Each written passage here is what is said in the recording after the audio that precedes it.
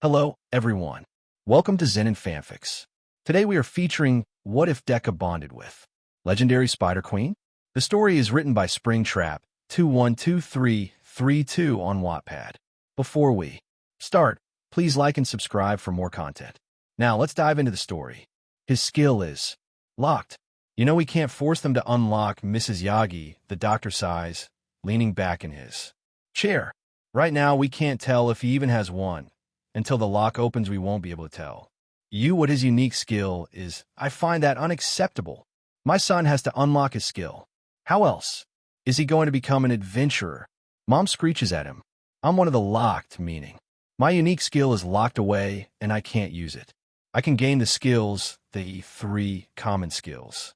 Anyone has people gain the skills through how they train, based OU how they train, and for what reason. Defense skills usually include things such as block, parry, wall of steel, and so on.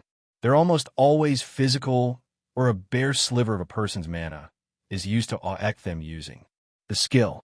Wall of steel is a person who stands in the way of an attack. If strong enough, a person will gain a metallic sheen to their skin as they tank the hit. Block and parry, however, wouldn't use mana, being purely physical skills. Agility skills are usually speed or gymnastic-based. A few super rare skills to learn are teleportation-based and only work short distances. Auxiliary, on the other hand, are mostly mana-based, skills that bue or debut a person or their allies in a minor way. Auxiliary can have almost any null-type skill out there. Those that don't conform to the main element's most unique skills are fire, water, earth, air, light, dark, and null. Fire, water, earth, and air are the more common types of unique skills that can be learnt. Light tends to be holy/healing, energy, and spiritual types of skills. Dark is demonic/BLD, draining, and the dead type skills. Null, however, tends to be skills that don't conform to these, such as how the common skill, Analyze, doesn't conform to any of the elements. Analyze lets one see the details of an object or person, such as durability, rarity, price, enchantments, status, rank, and such. Mom continues to scream at the doctor for a while, and my head starts to hurt, so I'm happy when she stops. What of my daughter? Mom demands. She has a fairly powerful enhance armament quirk. She can enhance anything to become a weapon. The better the qualities of the item, the stronger, faster, and more durable she is in turn. For example, were she to change a rusty dagger into a gleaming piece of art, she'd be fast but weaker. Were she to change a sword, she'd gain a roughly equal boost, a shield, immense durability but fairly slow. Come, Izumi, we'd better get you home a train. Mom strides out with Izumi, and I rush to follow. I barely manage to keep up as she rushes out and barely clamber into the car. Why did Mom wait to check if I was with them? You're one of the locked? You're nothing but a Deku. Bakugo roars and blasts me with his explosion skill. In the next 4 years after that day, as the chance, I'll unlock my unique skill lowered dramatically. Every day, my beatings would grow in number, length, and severity. I powered through it all, working hard to push past it. And one day I was rewarded for it. Boom, clang, smack, crack. I grit my teeth against the pain. They aren't going to stop if I scream, so no point giving them the satisfaction. Suddenly, the next instant, when Bakugo hit me with an explosion, it felt much weaker than before. And I felt much better. My attention focuses inwards, and I can feel a small ball in my mindscape, the place every child is taught to access at a young age. I cup it in my mental hands and feel the information about it flow into me. Defense skill, no pain, no gain. I can absorb the energy in all attacks, mana-fueled, or physically done, and use it to increase my regenerative abilities, so I can heal the more I'm hurt, and I could recharge my mana pool faster if I had access to it. That's how to be in B rank. Skill at least. Common skills are rank D through A, S being the best, a second best, B third best, and C second worst, with D as the worst. I continue taking hits on the ground now that I know I'll heal from it. I'm able to ignore the pain for the most part. Helps that as I'm absorbing most of the hits that the pain is lessened.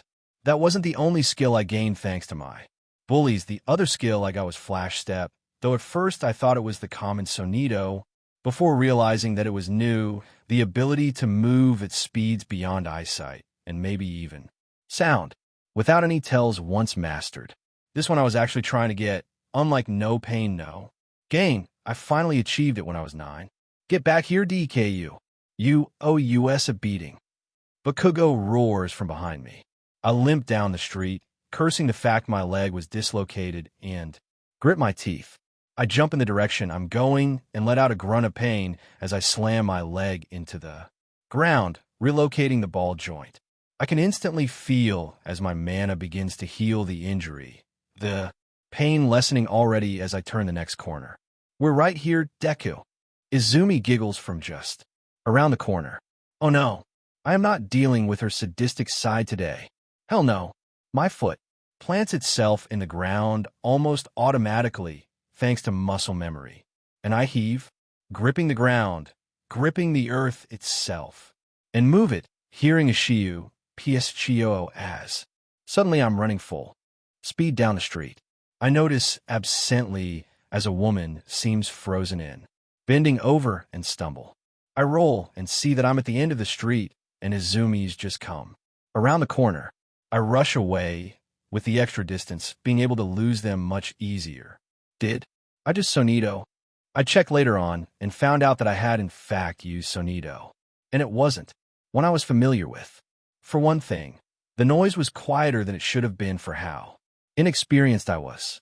For a second the way I did it, gripping the earth and moving the earth itself, isn't anywhere on the internet. Instead I decided to simply call it Flash Step for now, because I can move in a flash, and a flash has no noise. But soon my 10th birthday came and went, and it became the annual familiar day. The day every child the age of 10 gets the chance to find their familiar. I sit in the back of the bus from school, which is taking us to the Adventurers Guild.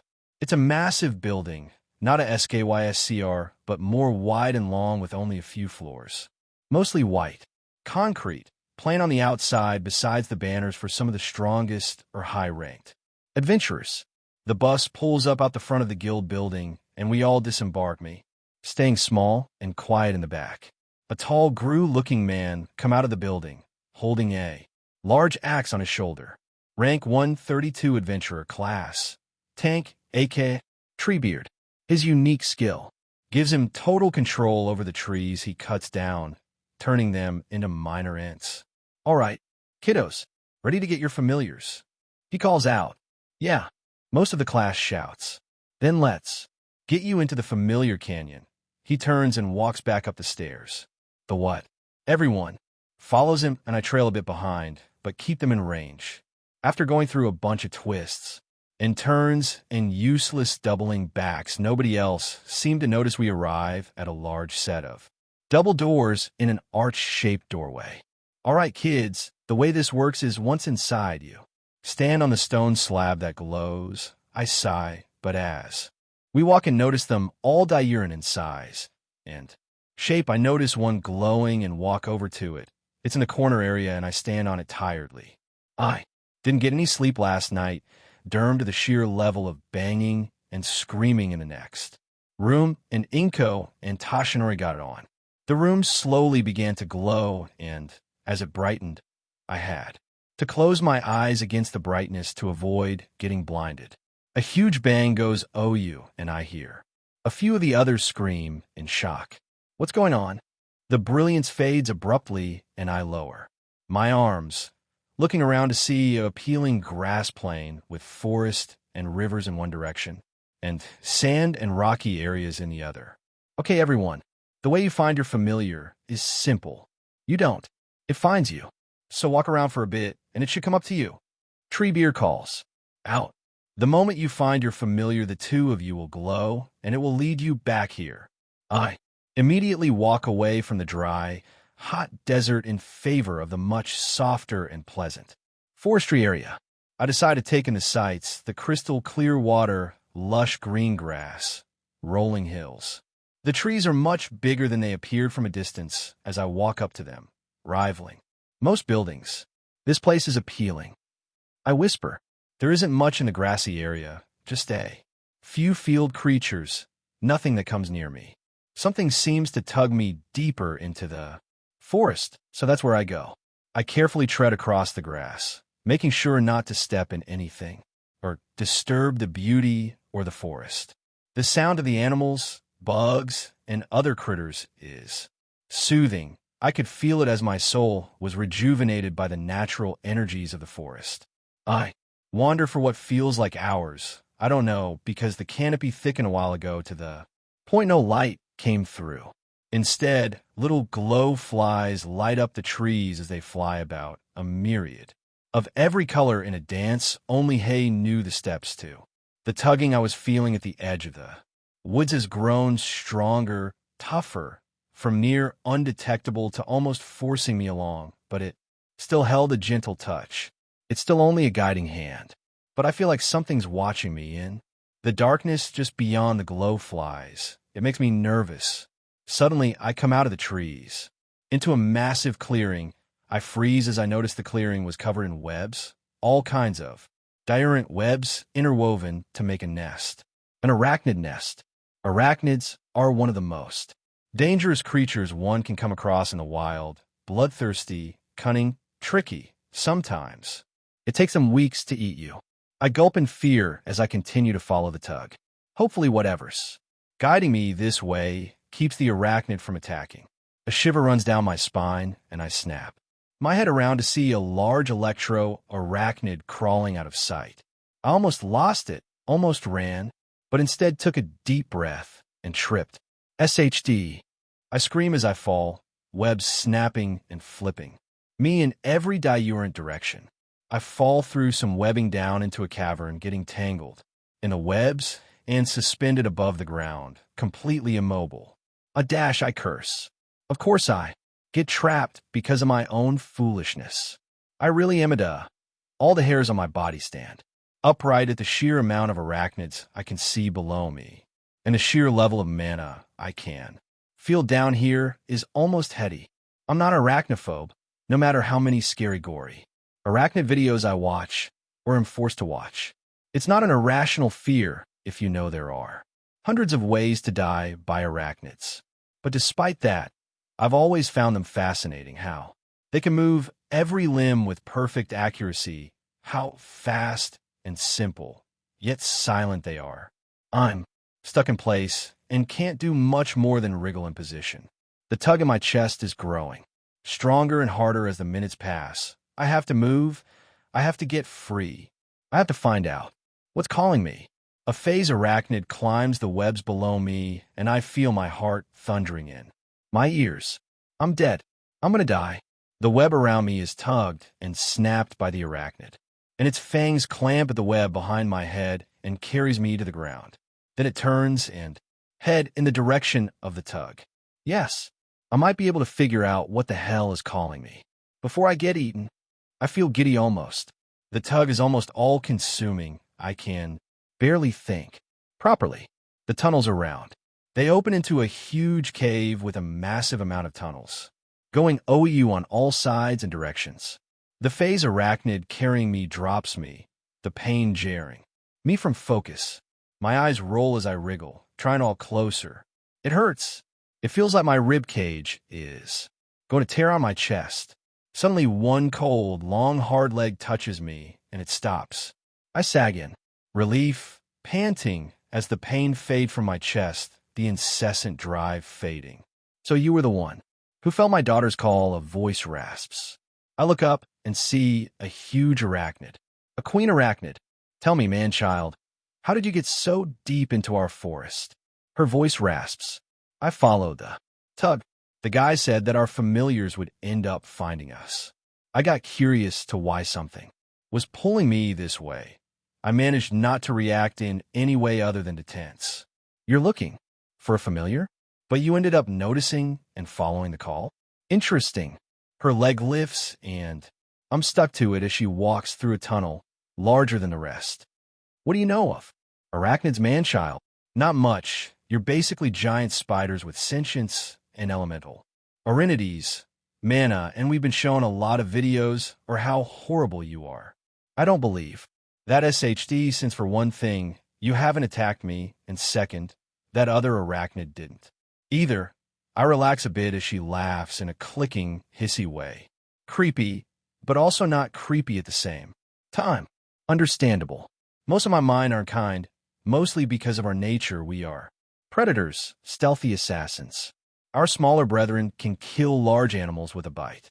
Those of us who you know of as monsters are the more animalistic arachnids, or the ones who've been banished. This nest is my nest.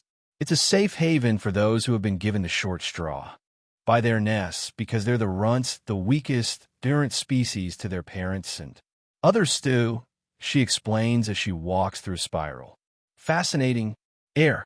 I hope I'm not being too rude in asking, but what is the call you were talking about? I ask. And why did it vanish? The moment you touched me? Oh, that's basically how arachnids find their mates. We can reproduce after our first evolution, though it's only to normal spiders. Next evolution is weaker arachnids, then minor, then average, and finally superior arachnids. And before you go on about age problems, we arachnids consider the moment we meet our mate the first time to be the moment we're adults. The reason it fades was because I'm using my mana to isolate you from her call so you can think. You're 10 summers old, correct? I close my mouth and nod, best not. Mention the thing about how I've not entered PBRTY, nor do I think I can bypass the interspecies border. I know all about, because with no friends I spend 90% of my time training or online. So, is my daughter, the only thing I'm not sure on is why you, a human, felt the call. Could it be because I don't have a unique skill? The lock's still there so nobody knows what it is, I ask, rapidly thinking through any and every possible way I could have felt the call. You've yet to awaken?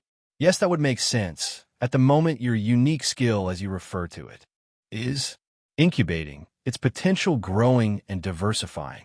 By now, you should have an S-rank skill. We come out into another large chamber, this one with eggs and webs all over the floor and walls.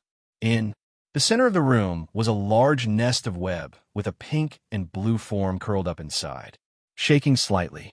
That is my daughter. The queen sets me down and cuts open the web, wrapping me.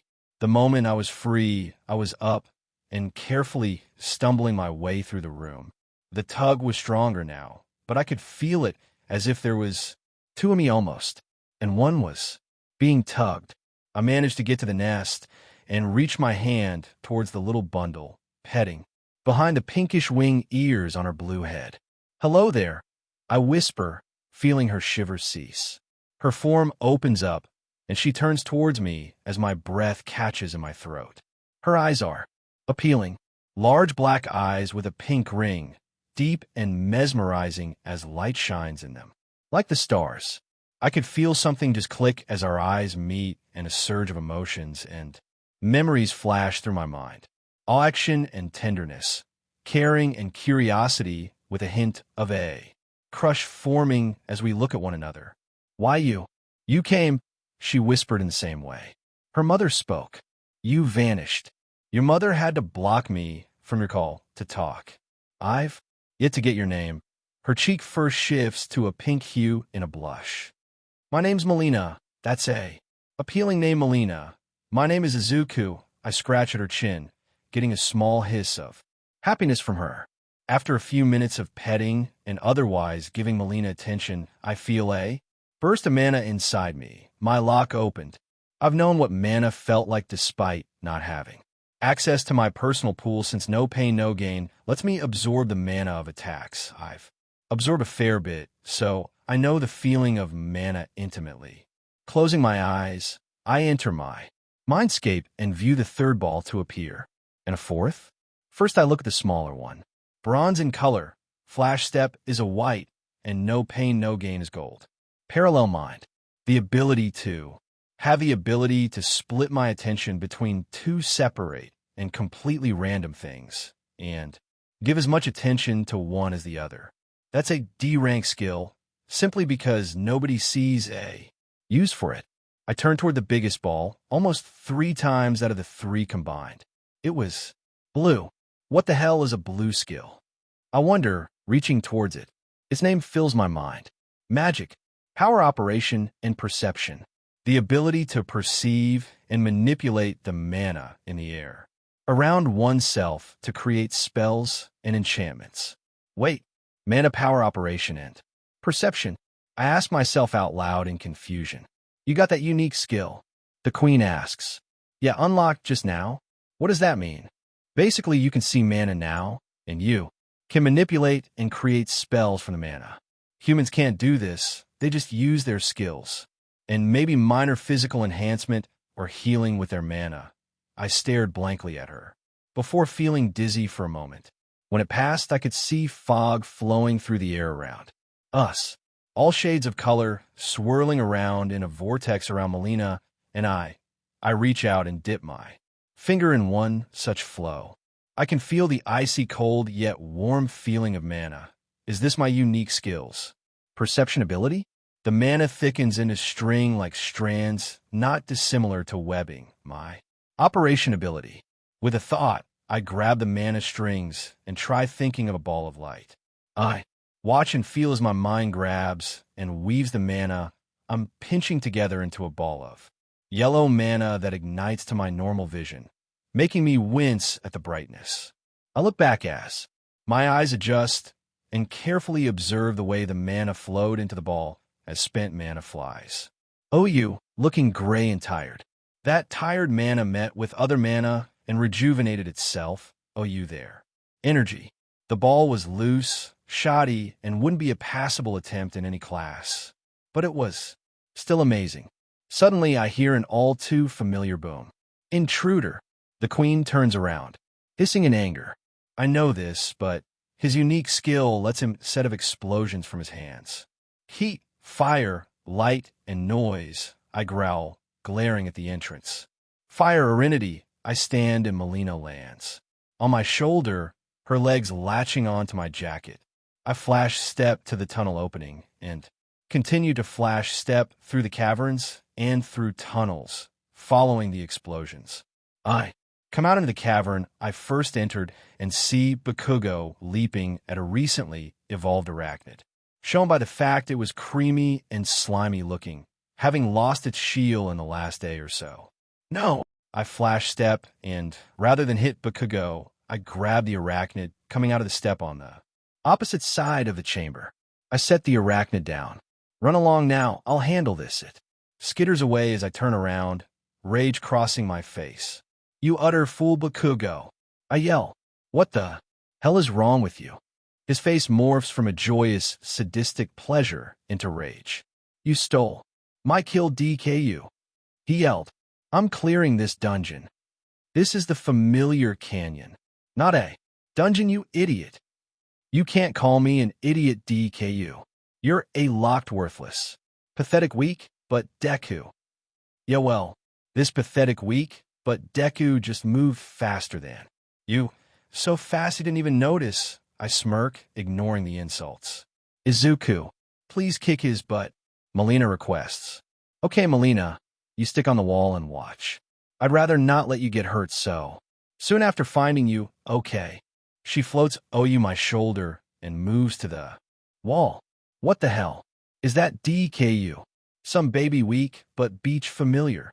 He did not Jew, he did. You're done. I growl. I flash step forwards. He predicted this and move his arm in front of him to set OU in explosion. I pull OU one of the techniques I've created this last year with flash step. Flash step. Technique. Flash mob. I flash step around him slow enough to leave after images, but fast. Enough that my after images are numerous around him. My path is looped, so I continuously pause at the same spots to feed the strength of each image to keep him confused. You have some stupid but illusion skill, Deku. This SHT weak. His eyes flicker rapidly around to try and spot the diurance between the after images. Every illusion, no matter how profound or experienced, always has a diurance between the person and the illusion, since all humans are vain, they'll subconsciously alter their illusionary image to be perfect. In the moment he's confused, I dash at his face, punching it hard and snapping my wrist as he goes flying. I hiss at the pain but smirk as it snaps and heals back in place. He slams into the ground multiple times before indenting in the wall slightly. I flash step over and grab his face, slamming it into the ground again, then again, and after checking his pulse one last time, then I pick him up and put him over my shoulder as the queen comes out of the tunnel. What happened? I came saved. A recently evolved, kicked one of my tormentors, but got some payback. I answer, small smirk crossing my face as satisfaction fills me. It was so cool, Mom. He moved so fast that other himps appeared all across the room. Molina called exuberantly, flying across the room to land on my head. Sonito. The queen clarifies. Nope. Flash step. Molina says. Flash step. Which? Mantra. She looks at me. Mantra? Yes, what do you do? How would it translate into words? I'm not sure. I could just demonstrate. I shrug. Oyu Bakugo's body, and Molina floats onto her mom's head. Please do. I plant my feet, feeling the power of the earth in its entirety tanks to my new mana perception ability. The air around me vibrates eagerly. The heat of my body roils as my mana begins to flow through my limbs for the first time. My muscle sings. As I kick the ground, my body rushing forwards across the empty room, my feet lightly dancing across the ground. I'm almost 5 times faster than without my mana. My foot lands softly in front of me and absorbs all my kinetic energy. Now flowing through my body, no dust is kicked up, and nor is a web out of place as I turn around and repeat it back to the queen. The noise had all but vanished too. Now I make a very small TS noise. Strange. You seem to use a bit of all of them. Grip the earth, free as air and flow like water. I can't figure it out. Perplexing, she truly seemed confused about my skill.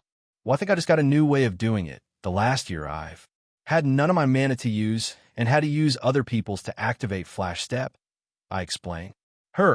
I seems to pierce into mine. Other people's mana? Oh, my defense skill, no pain, no gain, allows me to absorb everything about an attack and use that to heal.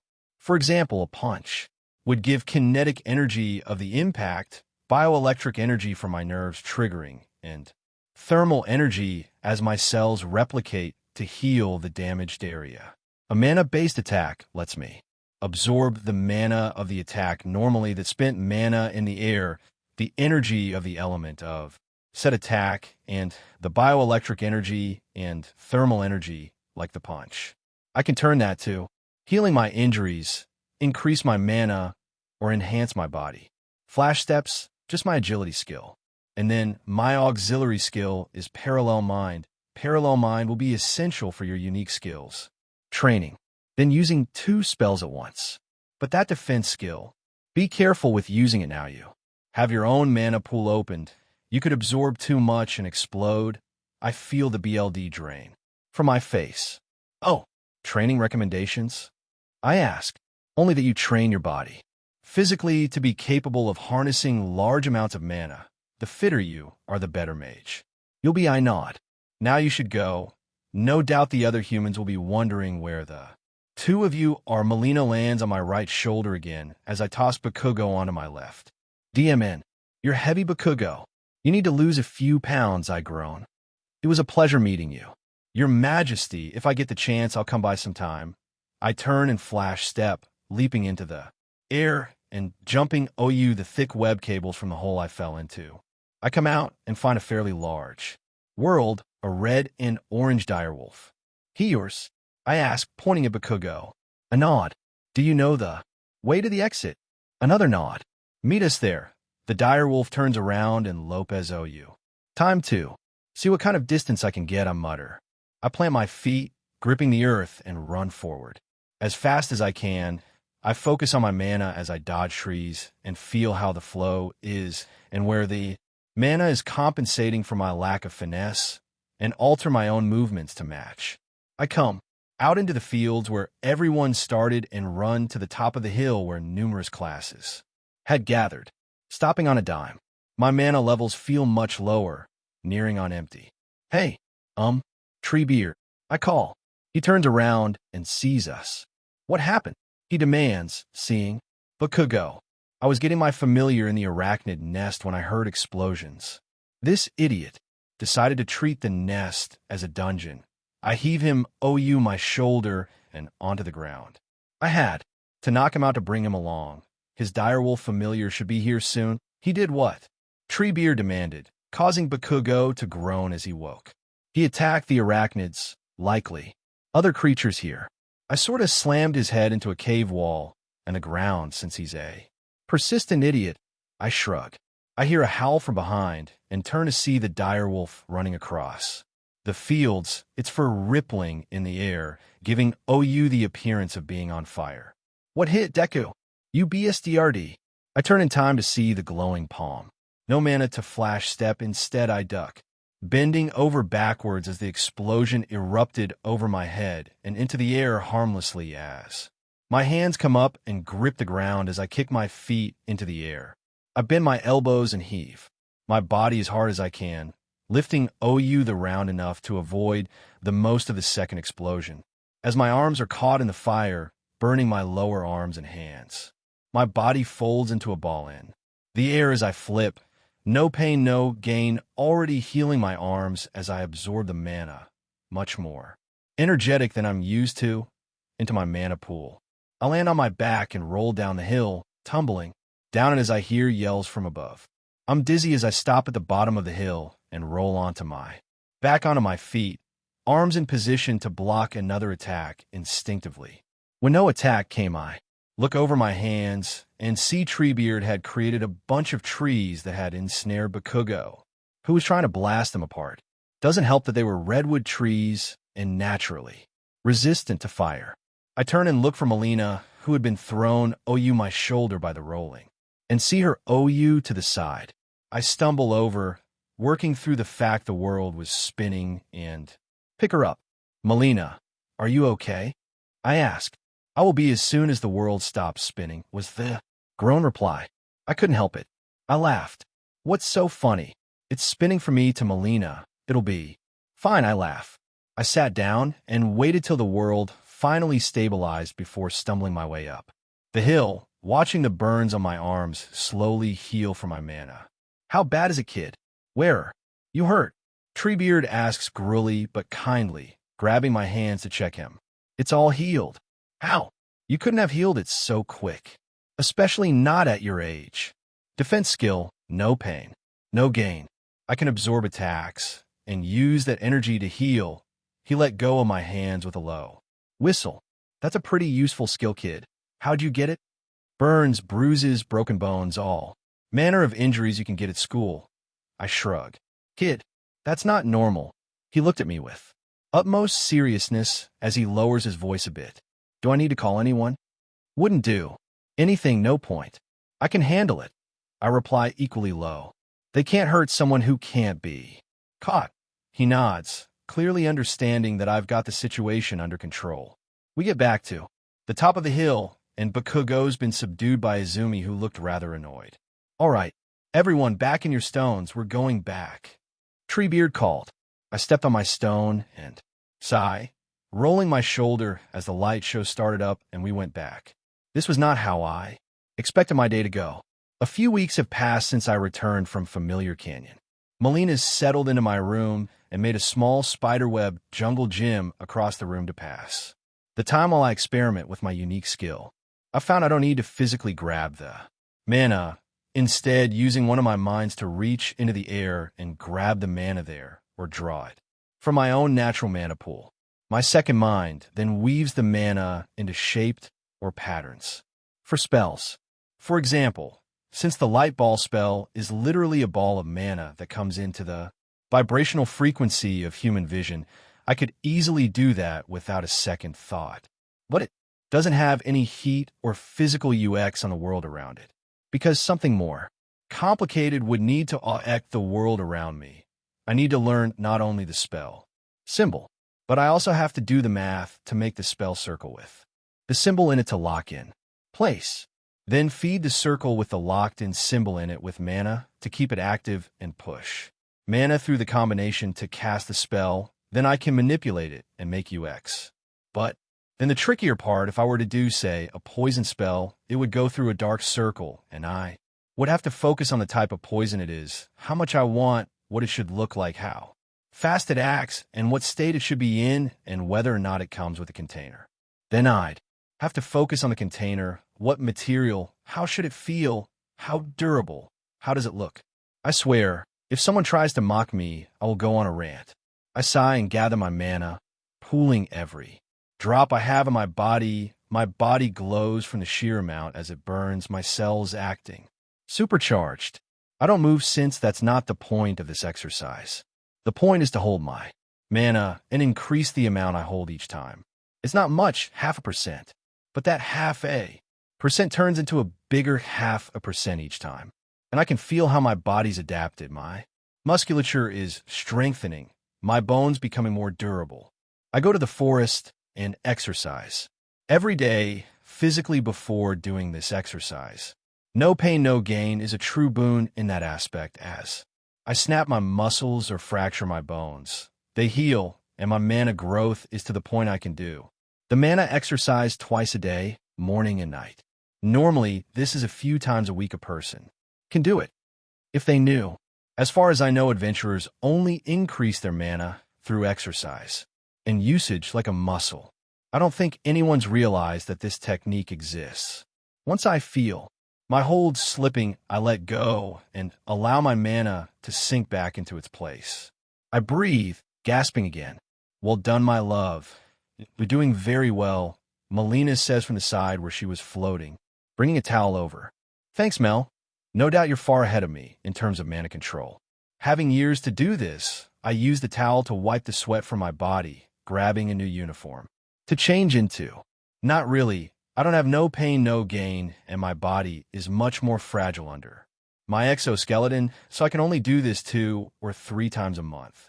You get to do it 60-inch, but as my mana rises, yours equally rises, Molina. So I'll never truly catch up to you, and I don't think I mind that, to be honest. I head to the bathroom and have a shower. I come back and grab my bag, Molina perching on her usual spot on my shoulder. I grab one of her kills, a lizard, and stew it in my bag as I climb out of the roof. I move some mana into my fingertips and easily spider crawl down the side of the house. A little trick Molina taught me. Arachnids are far too big and heavy to crawl walls like their cousins the spider, so they use mana in their legs to climb and lighten their bodies enough to not rip the surface they're sticking to apart. But I haven't figured out the second stage yet. I flash step to school, easily sliding through the crowds and stop just outside the classroom, taking my seat like a normal person. I use this method to enter and leave the classroom because Bakugo still seems to think that not only is he a god-ranked adventurer, but he should be worshipped. It only got worse after he was punished for the Familiar Canyon episode.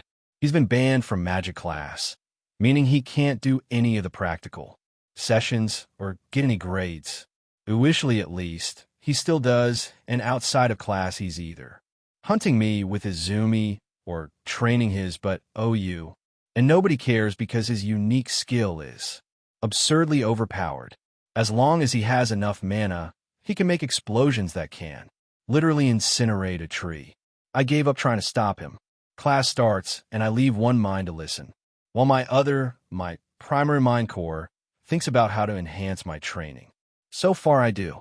Weightlifting, training my manaless flash step, working on my mana control, pool, and spell. Weaving. I make more tangles than knots, what I call spells. If I do it right, a knot will last permanently till I unweave it, using the natural mana of the world to sustain itself. A tangle, depending on how bad it is, could utterly fail, have the wrong UX, and even explode, damaging the threads around me for a short time. If I want a temporary knot, I have to make what I consider to be a slip knot, similar to those survival knots taught at survival camp. Since mana is naturally slippery when I grab it, unless if I tie it strong, it'll slip against itself and fall apart, but too tight, and it'll snap hin, turn air like and flow back together after a few seconds or merge with other strands. I made that mistake once and made a tree completely tire the mana in the area to regrow as fire continually burned it. It was too hot for me to get close and pull apart. Thankfully, it initiated early and the heat blasted me back. Time passed quickly as Molina and I grew closer, our mate bond growing stronger and various abilities coming through from the other. By the time I'm 16, I have the sheer flexibility, wall crawling, and sixth sense of an arachnid. Molina's evolved twice since we met, from an arachnid stage 1, spiderling, through an arachnid. Stage 2, juvenile, now an arachnid stage 3, adult. Now our powers include stage 1, flight, pixie, dust, dream/nightmare manipulation, wall crawling, web creation / manipulation, danger. Sense, spider venom. Stage 2, poison creation / manipulation, electricity resistance, fire. Resistance, water breathing, illusions casting. Stage 3, shock dispersion, mana weaving, thermal fluctuation immunity, BLD healing, evil eye. Evil eye was a skill that I was surprised by and worried about. She has 8 diurn abilities that are overpowered as hell, but using them once makes the eye explode. And her BLD healing is a dark Orinity vampirism skill. She can heal if she drinks BLD, no matter the injury, though the healing is painful. Luckily, thanks to the bleed through, she has no pain, no gain, and Flash Step was easier for her to learn. My training will last 6 years has my Flash Step at the point it was in the cave when using my mana. Especially since I don't have to focus absolutely on Flash Step, I can observe my mana and replicate the UX, and change my technique to compensate for the problems my mana is working hard to make irrelevant. This also meant that my mana-fueled Flash Step was absurdly fast. My weaving has reached a fairly accomplished level. To learn, I've continued my adventurer following and watch how they do things, then replicate it. It's easier to follow the city-based adventurers who handle crime and any monsters who've snuck in.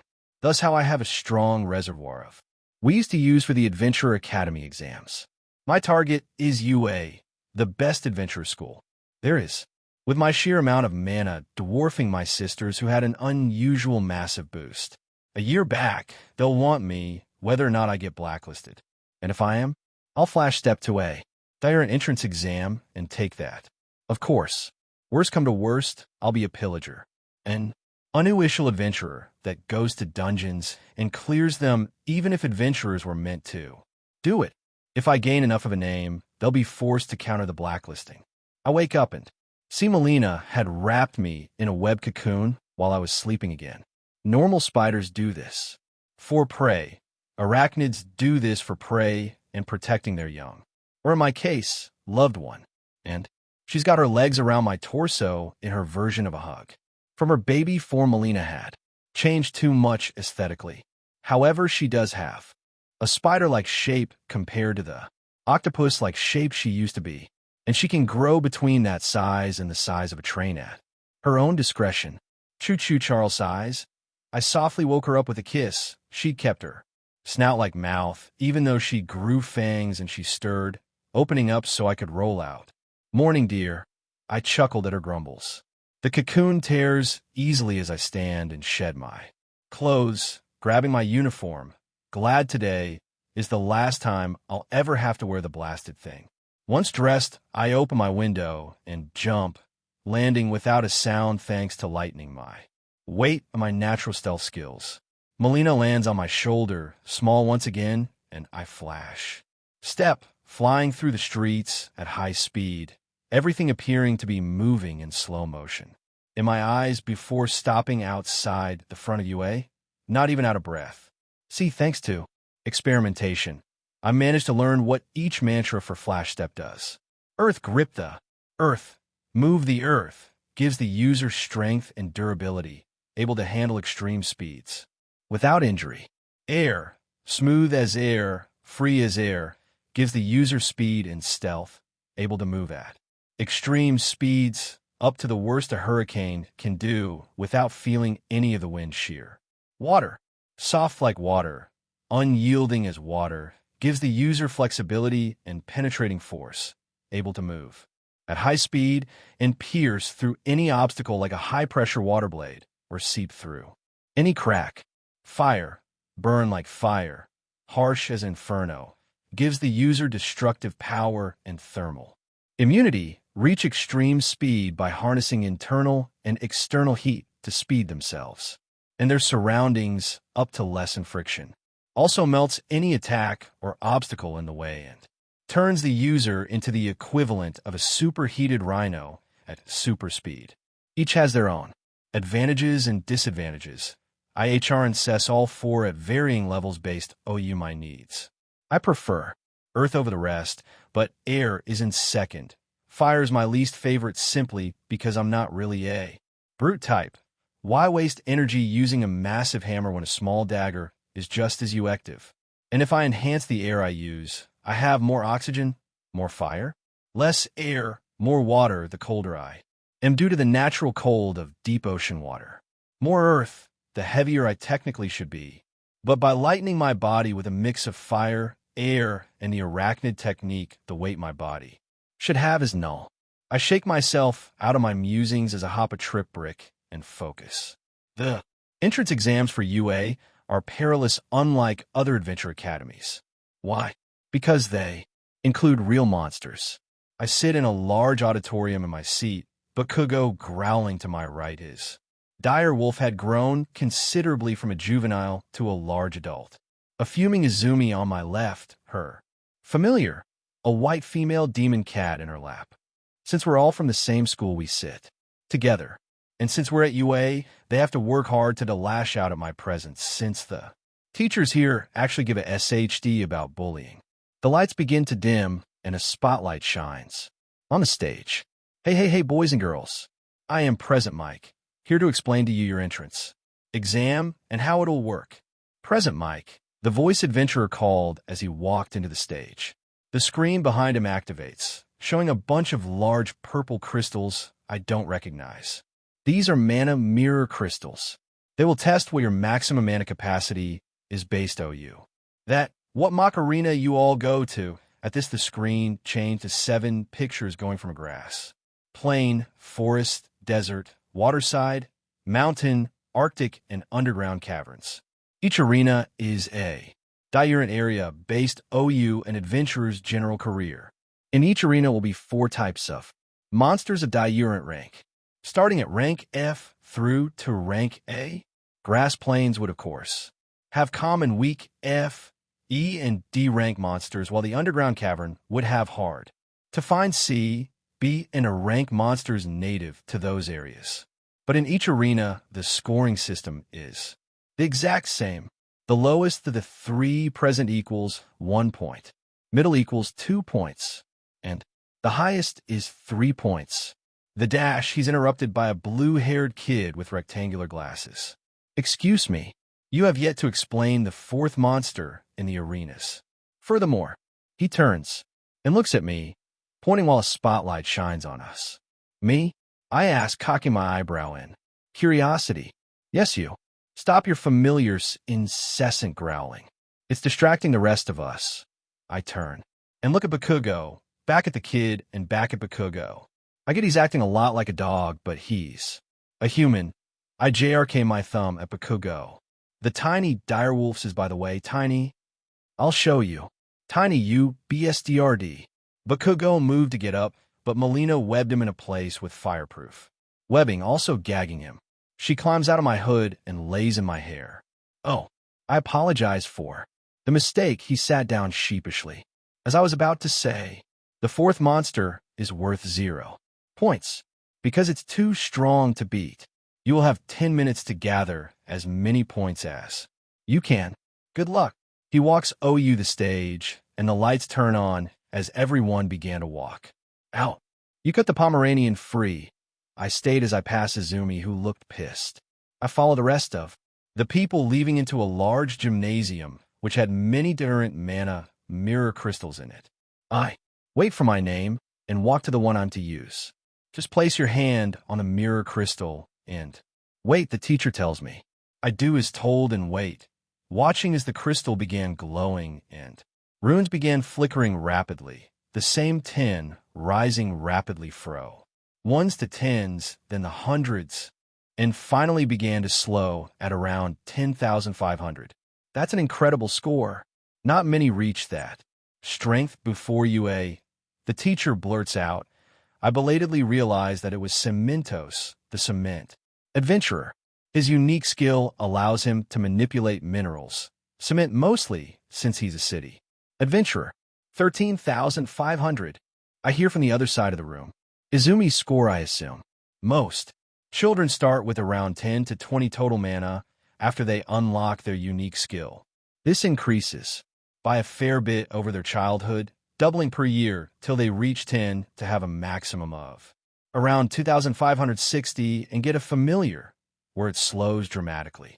In the 6th year, till they reach 16 and can join an Adventurer's Academy, it'll usually double or triple to 5,020 or 7,580 mana. I started with 5 mana since it all went into my unique skill growth rather than my mana pool growth. So, normally if I'd gotten my unique skill and mana pool at the usual age of 4, by 10 I would have a pitiful 320, which even if it tripled would reach a weak 960.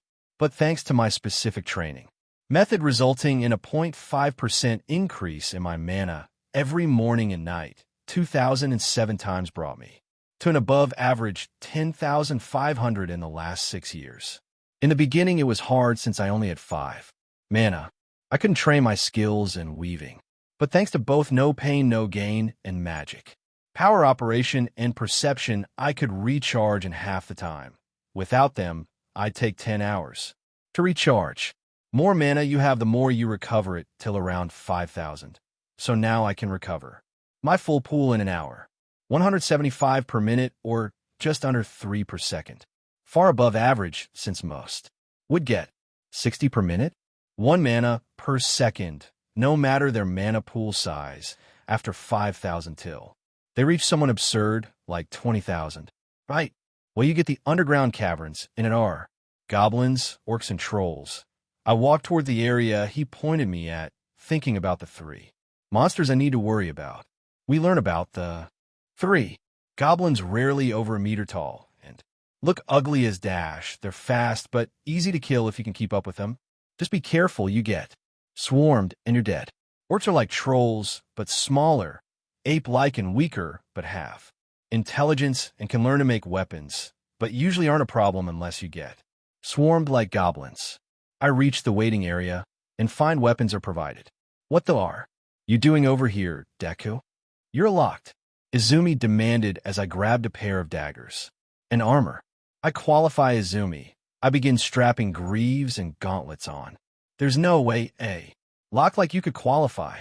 You don't have mana. I'm not a locked anymore, Izumi. Haven't been since I got my familiar, I drawl. Okay, so you might not be a locked anymore, Deku. You've only had mana for 6 years. No way to reach the 10,000 mana requirement to be here. I see a sleepy-looking guy walk over, no doubt drawn by the shouting. What's going on here? He asked, definitely sleep-deprived. He thinks he's reached the 10,000 mana required to be here. Despite allegedly only having mana for 6 years, Izumi tattled. This true, he turned to me. 10,500 mana. I qualify according to Cementos. I pause while strapping on light chest armor. Thin metal on tempered leather, enough to block any bladed weapons I can't dodge. Cementos. Wouldn't like about that, miss. He definitely reached the requirement. I finish preparing and sheath my daggers. I stretch and flex, making sure I wasn't hindered by the armor in any way and waited, petting Molina's exoskeleton as I do. There's nobody else joining us by the time everyone's been done, so the screwy guy comes over. Okay, what Mike didn't say during the presentation is how we'll be getting your scores. You need to push 50 mana into these, and we'll be able to watch you through clairvoyance and keep track of your scores that way. Extra points will be added or deducted based on how you handle the monsters within fighting style, and efficiency. They'll also allow us to converse and emergency teleport you out in case of a severe injury. He hands us 2 pendants. I push my mana into it, putting it on. Teleportation. Stones are over here. We follow and stand on the stones, a few apart since neither of us liked the other, and light began to build up around us. I feel myself warp, reappearing in a fairly large cave with Izumi to the side. I roll my shoulders and draw my daggers. Won't do much to a troll, but it should be enough. And since I leveled up Parallel Mind a few years ago, now I have 3 mind cores in my head, though I should be getting a 4th soon. If I stick to elemental spells, I can send them out fairly quickly. 1 mind to grab and control mana. Firing, charging, mana flow. 1 mind to manipulate mana. Making knots, slip knots and tangles. And 1 mind to move freely. If I sacrifice my moving, I can double my spells. Alrighty then, you two, your 10 minutes. Begin. Now, Sleepy Guy says through telepathy. See you, Izumi. I smirk at her confused expression and flash step in full view of her for the first time. From her point of view, I was there. One moment and gone the next. Previously, I'd usually leave their sight first and vanish. I run, though the only cavern tunnel into a massive one filled with goblins. Little buggers are cabalistic and breed faster than rabbits. At my speed, I quickly dispatch them all. Halfway through, they become aware of my presence, but by 10 it was too late. 78 points. If you think this is over the top, it isn't. Nobody realistically reaches this area until 2nd year, and since it's the start of the school year, the goblins have had a long time to increase their numbers. If this was a lower area, more people would be here, and the points would be more distributed. I take the right tunnel since it descended the quickest, and half fall, half run down the incline. I roll out of the bottom and see a bunch of orcs in a rudimentary encampment. Jackpot. Molina, let's have some fun. She leapt from my shoulder at the nearest orc and latched onto his face, biting him and jumping to the next. I meanwhile run through the camp at normal speed, spinning and weaving through the large, bumbling hunks of muscle as I cut the back of their knees, ankles, or backs, depending on what kind of armor they have on. I see one fully armored and lift my right hand, forming a ball of lightning in my palm, and move forward, an arc of lighting flies and strikes the metal-covered monster, frying him almost instantly. I duck an axe and stab my left hand's dagger into the orc's PP. A roar of agony has it fall over, and I get its face if, with a not-eye enchant, my daggers with fire, making them turn orange with flames running along their blades. Then I throw them, carving through the head of an orc. A magnetism slipknot brings it back to me. I turns and see Molina finishing OU the last orc with a bolt of lightning. Numbers? I ask. I got 8. Cool, 14. That brings us up to about 122 inch. I flash step into the nearest tunnel, plunging into the depths of the caverns. Izumi P.O.V. That stupid Deku? Why can't he just give up already? I rush into an open area and see a huge amount of dead bodies. He's been lying to us this whole time. What else is he lying about?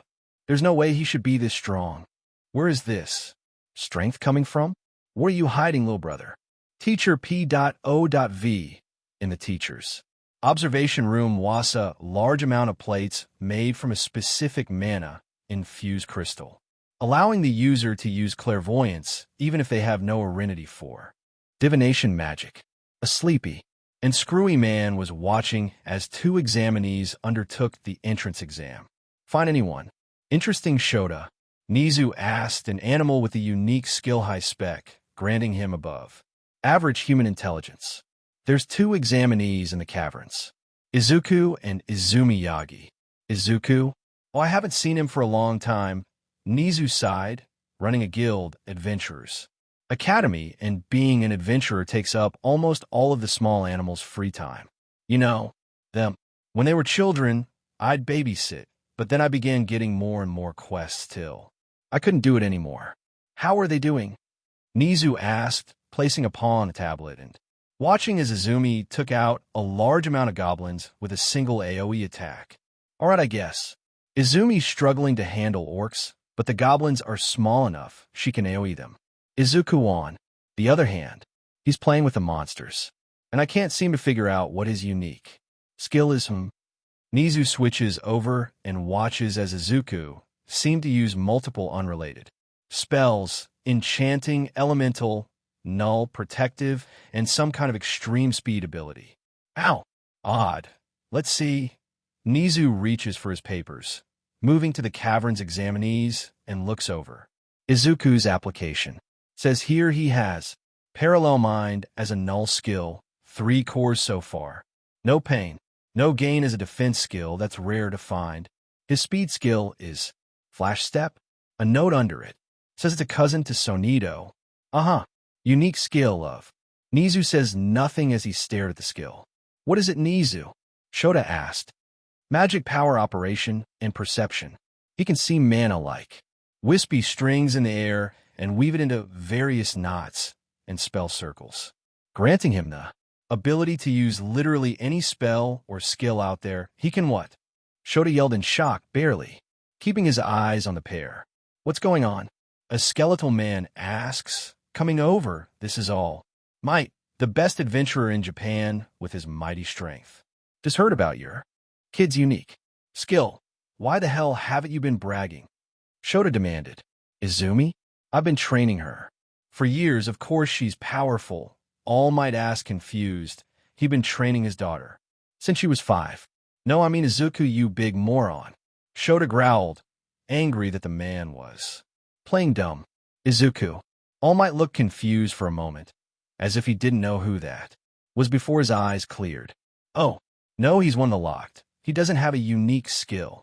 Nizu and Shota both blinked. Does he not know?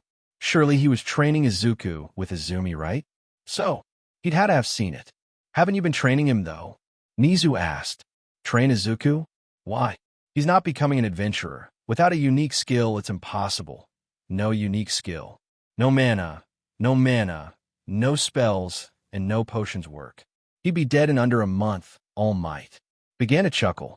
You really had me going there, Nizu. Izuku, becoming an adventurer, turned around and walked away. Something here smells OU. I'll look into it, Nizu told Shota.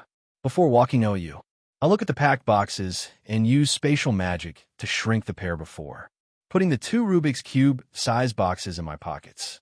The walls are still covered in my BLD. I'll leave those. Without daily scent spells, they'll begin to make the house stink. Hopefully they call for heroes to help when they see the caked BLD before realizing it's mine. I climb out the window, waiting for Molina to follow and close it, hearing it click shut. Locked. This part of my life is over, but the next one is just beginning. Let's get going, Izuku. Wait too long, and the good ROM will be taken. Molina cuts through my distracted thoughts. I drop, and she takes her customary position on my right shoulder, and I flash step. Unlike the morning of the exam, I don't do the trip. In under 10 minutes, I take my time, jumping through alleys and past various streets.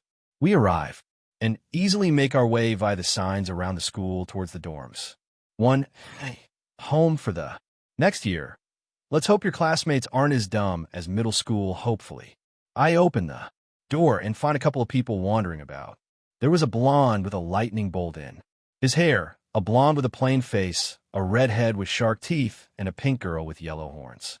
She must have one of those rare mutation skills, one of the 3 auxiliary skills that has a passive mutation, though hers is one of the most popping ones I've ever heard of. She's bright. Pink, not hot pink, but bright pink. Gah, I think I tasted goth, she gagged and turned to look at a black-haired boy. His nose reminded me of a beak, and his eyes were red. I sigh and walk in, easily passing them without anyone besides the plain one noticing. I got up to the 2nd floor and checked the occupied room. 10 picked mine at the end of the corridor. I unpack Molina, beginning to set up her gymnasium along the roof. I decided against a bed since I spend my nights either wrapped in a cocoon or a web hammock. I just finished unpacking when there was a knock on my door. I opened it to see a brown-haired girl who blushed upon seeing me. Hey, Everyone's downstairs, and we figured everyone could introduce themselves, tell each other stew about us, and such. I nod, not trusting myself not to cuss at her. It's obvious she's already got a crush on me. Unfortunately, thanks to being Molina's maid, I'm highly protective and possessive of her, and vice versa.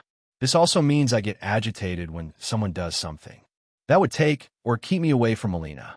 A crush? Attempts to date me and split us up? She leaves, and Molina swings on my shoulder to join me. Upon entering the room, all eyes turn to me, and a few shriek upon seeing Molina. Arachnophobes. Why, you do know you have a tarantula on your shoulder, right? Brown hair girl asks. She's not a tarantula. Molina is my arachnid familiar. Let's just get this over with, I drawl. Okay then. My name's Mina Ashido. My familiar is an acid slime. My unique skill is acid. I like dancing and having fun. Ooh, my classes. Warrior, subclass water sorcerer, but I focus on acids of any type classes. Dimin, I've forgotten about those. Basically, they're the position one normally takes in a party for quests or raids. Ugh. For Darrent-based classes are Warrior, Rogue, Ranger, and Support. Warrior, Barbarian, Fighter. Paladin, Sorcerer, Witch. In Warrior, the 5 subclasses are Barbarian, like a Viking-style fighter. All physical attack and melee weapons. Fighter uses melee, but also self-enhancement and transformation spells. Paladins uses weapons and spells interchangeably, focusing on defense. For their allies, sorcerers of the warrior class use combat and self-enhancement spells, using their vast mana pool to destroy their foes. Witches of the warrior class use magic of a demon they've contacted and paid the price for, usually something like a portion of their magic. They use negative debuts on their foes. Rogue, Monk, Rogue, Assassin, Spy. Of the Rogue class, there are 4 subclasses, mostly the same, yet sharing the same similarity. They all focus on stealth, speed, and attack while ignoring defense and regeneration. Monk, these noble fighters, use martial arts and are the only rogue class to be seen in a fight, often having a passive regeneration factor. Rogue, a mix of all trades, assassin, spy, healing, fighting, and magic. The Rogue is the widest range of every subclass, but tend to be a glass cannon where if they're hit, they're out. Assassin, the ninja, stealth, and deception are this subclass's key capabilities. Poison, assassination, illusions, teleportation. This subclass can kill anyone with the right tools. Spy, this class is the scout, focusing on intelligence gathering and speed, any spy worth their salt has a few tricks up their sleeve. Ranger, archery, ranger, sniper, gunner. The ranger class has 3 subclasses due to the wide and narrow range they have. Being glass cannons, rangers have strong fighting power from a distance, but usually no hand-to-hand fighting capacity. Ranger, the archer uses spells and enchantments on their bow and arrow to strengthen allies and weaken enemies. Sniper, using spells or guns this subclass focuses on protecting their allies' backs. Gunner, whether up close or from far away, the gunner uses guns and magic to deal damage. Support, bard, cleric, sorcerer, artificer, witch. The support class, holding 4 subclasses, this class is almost always a sideline member, buing, healing, or otherwise helping their allies while somewhat weakening enemies. Bard, the bard is the moral subclass. They use magic to enhance all allies, which seconds as debuts to the enemy. Cleric, the holy subclass. They use holy magic from gods. They bring the will of to earth to heal or protect. Sorcerers use spells and shields to turn the tide of battle. Witches use debut and spells on the enemy, often completely ignoring their party to deal damage. I'd likely fall under rogue and dual class as a sorcerer. Dual classing is uncommon, but it's where a person does 2 classes and merge them. The class slowly introduces themselves, their unique skills. Familiar and class. Izumi had rocked up with Bakugo partway through, and we restarted. I was in the corner silent, unnoticed by most. Finally, my turn comes, and I step from my spot. My name, is Izuku Yagi. Call me by my family name, and I'll slit your throat. My familiar is Molina, an arachnid. My class is rogue. My subclass is rogue. I dual class as a sorcerer. I like quiet and learning new spells. Deku, how the did you pass? You locked freak. Bakugo roared, his palms crackling. I haven't been locked since I was 10 Bakugo, and I busted my ball in. Training to reach UA. I owned your butt back then. Don't make me obliterate it now, I drawl.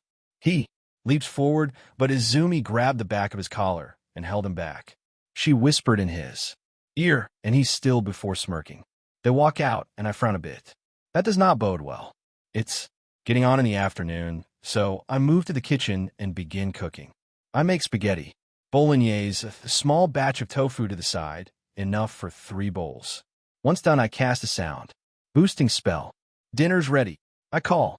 I dish up and set the bowls on the table, cheese packets. In the center, spread out and wait. The guys came rushing in fast. The girls came in not long after. I have spaghetti bolognese with cheese for topping should you want it. For those who prefer vegetarian food, I have a small bit of tofu, I say, looking to the quiet one, Koda, unique skill, on E-voice. He could speak to any animal or low-level monster, and Mike Ham obey him. He smiled gratefully and took a tofu bowl. I took notice that he was the only vegan by how he didn't go near the cheese. I don't blame him. If I could talk to animals, I'd feel guilty about eating them too. Aren't you going to eat too, Izuku? Yaoyorozu, the Artificer Warrior Dual class, asked. I let the almost say slide. Nah, I have a high mana regeneration rate, so I don't actually need to eat all that often, I answer. And it's true, but what I didn't say is that I prefer to eat my food raw. Odd, but it's a habit I got from Molina, since my taste buds have changed thanks to the mate bond. Oh, okay. I feel kind of guilty for eating when you aren't, though. Meh, it's getting late, and we have class in the morning. Good night, all. I head back to my room and SDRP, letting Molina quickly wrap me up before drifting OU with her holding me. This might not be so bad. The next morning, I woke early and got ready for the day, cooking a nice light breakfast before departing for class. I didn't know the layout of the school building, so I used Flash Step to walk the halls, memorizing the layout and positioning of the diurn courses. The support department, the ones that smith, craft, or brew the gear for the adventurers department, was on the north side of the building. The adventurers department on the west, and monster holding pens in the south area for classes like anatomy or practicals. We learned basics too in middle school: race, appearance, basic structures, and behavior. Here we'll be going into the nitty-gritty details. I did advanced study on my own since without friends I didn't have anything but training to do in my free time. It comes up to class time, and I arrive, stepping through the door just as the bell rang. Where have you been? You should be on time every day, Yagi. Ida yelled, chopping his arms at me. I step into his reach, my hand holding my scissors to his throat. Don't call me Yagi. This is your final warning, I growl in his ear. Clear. See clear. He looked gobsmacked and terrified. I back up and return the scissors to my pocket. Good.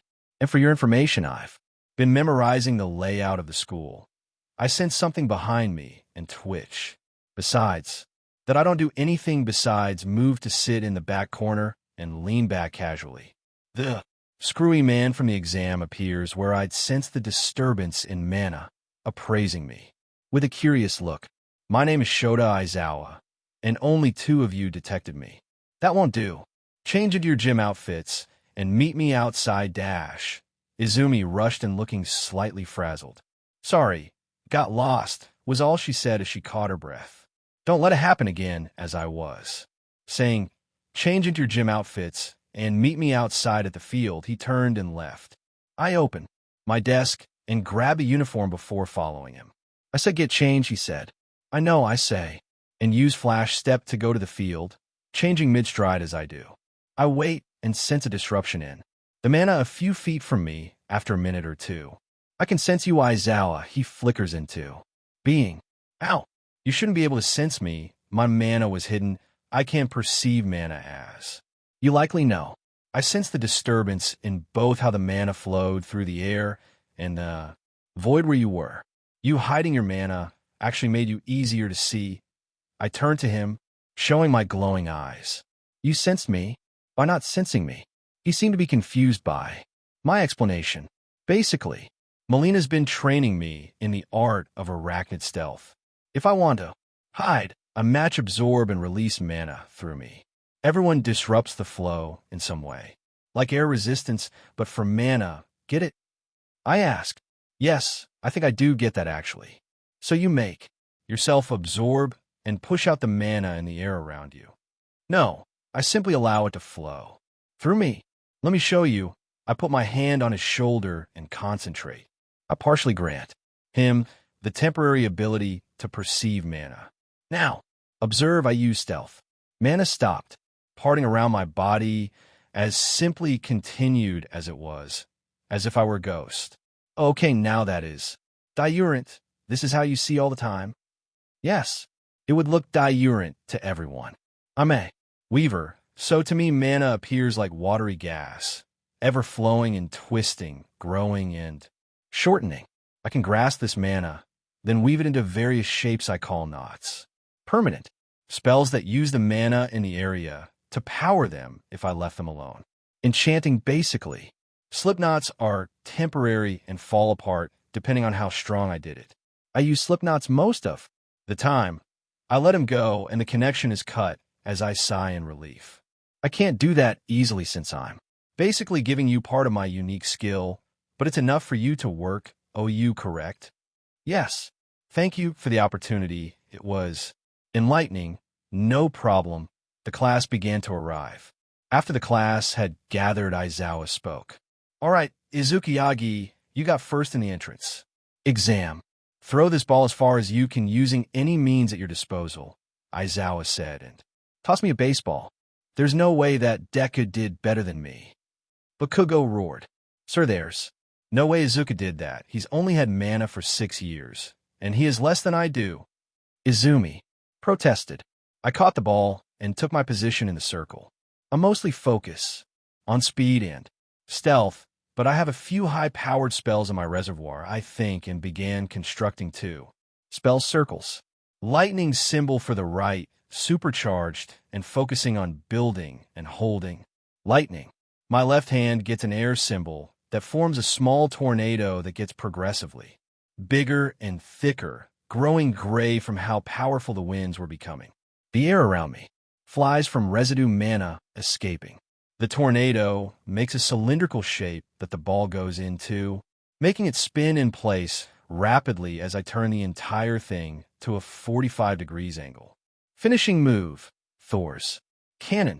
I roar as I slam my right hand into the base of the barrel, the lightning spreading around the tornado before becoming a massive laser beam of lightning that fires into the sky.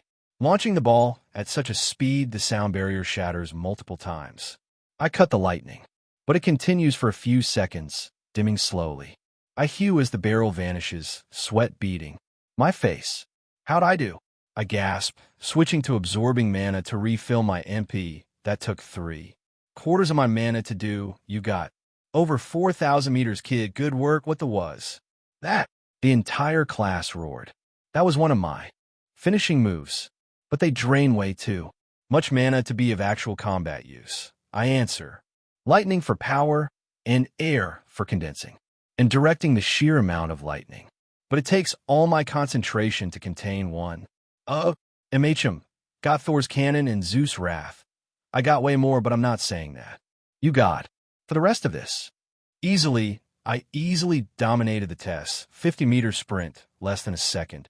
Tough I took it fairly easy since I don't want to reveal my hand too early. Sit and reach I got a fair. Above average score on. Grip test was average. Side to side, I made a pair of very blurry after images of myself, making me appear to be in 2 places at once. Sit UPS were fast since I could use flash step for it. Endurance run, I was told to stop. Long jump, earth magic to push me as I jump, and I clear the pit. Finally, I had to do high jump. What do you think he's going to do here? No way he can get over 5 meters, Kaminari bet. I hear similar ones as I think. I smirk. Whenever you're ready, kid, Aizawa said, seeing my smirk. Flash step ultimate move. My words make the class shut up and focus. Aerial supremacy. I take a step forward and flash. Step. But my foot never hits the ground. I rise into the air and repeat the same step going left to right. Ding this, I rise up 10 meters, 20, 30. I flip it forth and step above and leap down. I catch myself with a final step flip upright. I would have gone farther up, but my upper limits the stratosphere. When I do that, I make my own personal air bubble. I explain. And I doubt we've got the time for that. Just as I say this, the bell goes OU. Molina flies over and lands on my head. That was amazing, Izuku. You showed up, everyone. Like, huh? Hiya. Wobble. She cheered, doing little punches with her legs. Thanks, Molina. What's next? I ask Aizawa. Your schedules are in your desks. Collect them and go to your next class. The last class of the day arrives. Adventuring 101. The first sign that I was going to hate this class was the thundering footsteps of something big and fast running down the hall. Second was the voice. I am coming through the door like an adventurer. All Might bashed through the door yelling, bloody berserkers, I scowl. Always big, loud, and dumb. Except Sato, he's quiet and thoughtful, but there'll always be outliers. I don't like theory stuff, ANF. I doubt you lot do too. So, grab your adventuring outfits and met me at the warp stones for the dark forest area. All Might rushes out rapidly. I frown, but do as I'm told, grabbing the number 20 case. I head to the change rooms and get changed. My outfit is basically just some casual pants and a black shirt and hood. My shoes are steel caps, and I have the same armor as from the entrance exam. I have a pair of daggers, basic, but once I do a few quests, I can earn better ones. I included a face mask reminiscent of Shoji's, but in black with a scarf. The scarf actually doubles as an enchanted item that I enchant as I walk back to that room we entered during the exam with Scentless. Scentless removes any smell I make, making monsters have a harder time tracking me. I'm uniquely qualified for enchanting since enchantments either draw on the mana in the surrounding area, a mana crystal embedded in the item, or the user's mana. Mana crystal. Enchantments have a finite amount of use. Ones that draw on the user always draw on them. Ones that draw on the surroundings always do. So, but with my flexibility, I can shift this around whenever I need to. For now, it'll draw on mine when I activate it by swapping it from a mana crystal that doesn't exist to the user's mana. I walk in to find a few of the girls are already here and sit down, pulling OU my shoes. What are you doing, you dash? I glare at Uraraka. Izuku, I'm enchanting, I answer, beginning to weave the mana around me. Enchant. You can't enchant. You have that lightning magic. She protested. My shoes began to glow to counter her statement before the glow sank in and faded.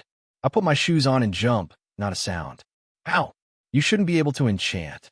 Not only is that expert level, Stu, but you have that flight. Stu, she shouted at me, drawing the attention of everyone around. I chuckle. Nothing is impossible, and really, it's quite a simple explanation. I begin to enchant my pants and shirt with the same thing. Having done it once, I just replicate the same, not multiple times, and tie it into every article of clothing I'm wearing. Then I make another enchantment, self-repairing, and do the same as everyone watched on in both horror and shock. Horror, because enchanting is extremely draining. Shock, because they think I have an elemental unique skill based OU this morning. The last person arrived, being All Might himself, and he had to knock the out of there. Horror, before we all warped to the dark forest area. Now, UA lets monsters roam every area for the most part, so stay on guard. The exercise we'll be doing today is simple. Collect a series of spoils from one of every monster in the city. There's 5 different types of monsters here. 2 are removed for the exams. He pulls out a bunch of sheets of paper. This is the list of what you'll have to collect. Grab 1 and get TO hunting and go in pairs. Everyone pairs up, and I'm left with Uraraka. A few looks sent at me, and the look on her face has me realize she's planned this. She wants to be alone with me. Likely to ask me out on a date based OU her instant crush last night. I am not. Working with you, I say, looking through her sheet of paper and memorizing it. You take this and join another pair. I do better solo. Spoils list. X2 ghoul hands. X1 naga tail. X8 arachnid eyes. X3 killer rabbit skins. X1 undead head. What? No. We have to stick together. She stomped a pout and puppy dog eyes on her face. Those are a good set of puppy dog eyes, but they don't work in me. I run into the close trees, the dark atmosphere already setting in, making me nervous, considering I've spent a good chunk of my life terrified. I can shrug at OU. So what do we hunt first? Molina asks. Arachnid. Let's get that over with. Go left, she says as we reach a fork. I rush down it. I swear that idiot is highly negligent. Killer rabbit skins? Those things are faster than most dire wolves. I run for a good 10 minutes before coming across the first, but if web. I continue till I find a fairly large strand and cut it. That sends a signal that prey is nearby. I move into a shadow and pull up my hood, easily blending into the shadow as I still. I didn't have to wait long as an arachnid the size of husky comes shuttling with small hisses. I keep careful watch of its legs as they walk and twitch before flash stepping. In a single movement I fly around the monster, cutting its legs OU and stabbing its skull.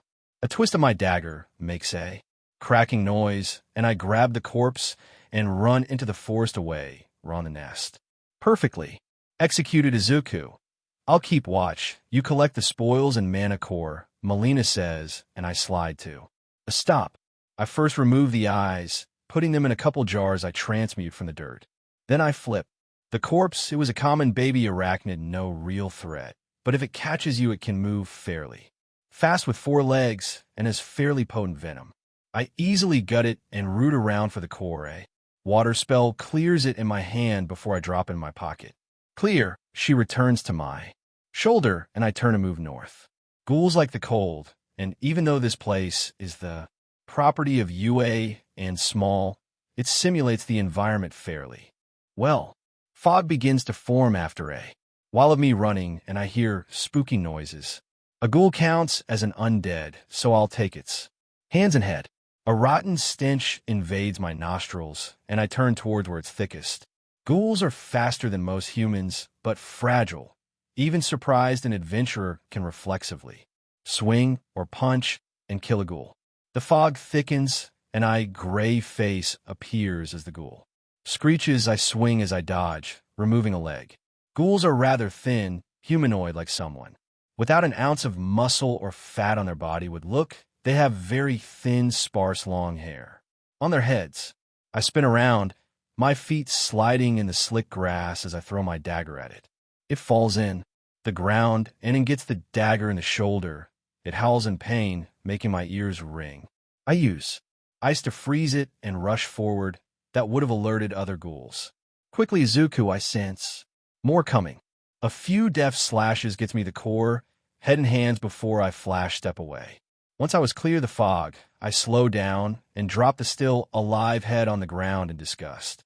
Without going near it again, I jar it and the hands together. That leaves just the naga tail and killer rabbit skins. I grimace as I put the jar in my satchel. At least without lungs, that thing can't scream again, Molina says, looking on the bright side. There's that. I guess it was a long trip to the naga nest in the south. Along the way, I collected the skins. Killer rabbits are a lot like land based piranhas, just slower and with a bloodlust that lets them fight even if they lose limbs. But surprise them, and a snap of their neck is all you need. Those ears and whiskers, however, make sneaking up on them a difficult task. I hear the sounds of fighting up ahead and burst into a clearing where 7 people were fighting nagas. A glance had me sus out the situation.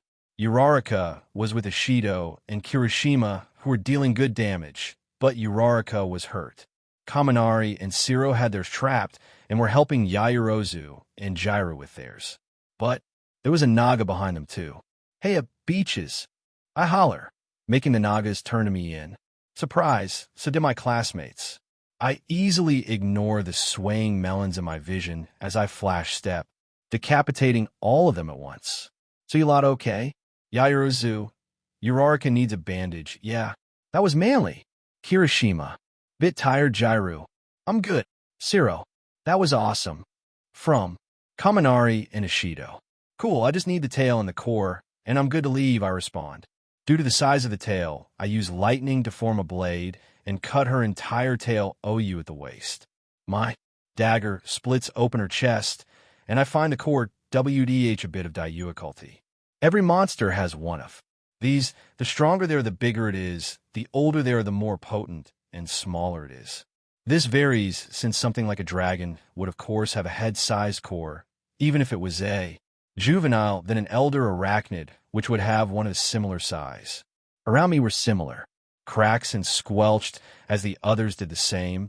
Ishido and Uraraka were going EW while the guys I noticed fondled the melons a bit.